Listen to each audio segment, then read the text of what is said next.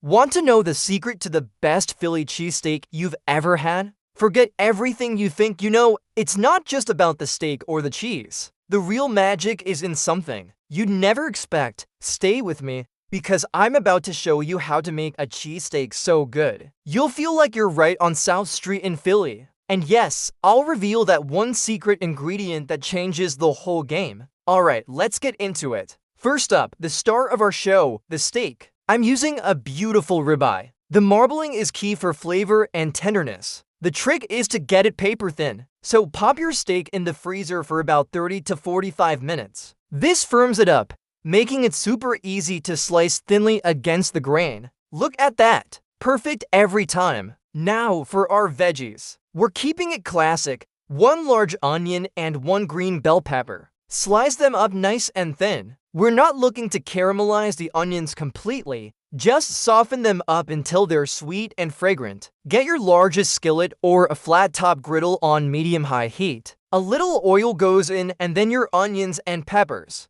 Sauté them for a few minutes until they've softened, but still have a little bite. Then scoop them out and set them aside. In the same pan, crank the heat up to high. Now it's time for the steak. Don't crowd the pan. Cook it in batches if you need to. Lay the slices down in a single layer. You want to hear that sizzle. This is where the flavor builds. Season it with a good pinch of salt and black pepper. It only takes about a minute or two per side to get a beautiful brown crust. Once it's cooked, give it a rough chop right in the pan with your spatulas. Now bring those cooked onions and peppers back into the party. Mix everything together. And here it is, the secret I promised, a splash of Worcestershire sauce. Just a little bit. It adds this incredible, savory depth that you just can't get from salt and pepper alone. It's that umami kick that makes you go wow. It's time for the cheese. The debate is real, whiz, provolone or American? Today, I'm going with classic provolone for that perfect melt. Lay the slices right on top of the meat and veggie mixture in the pan.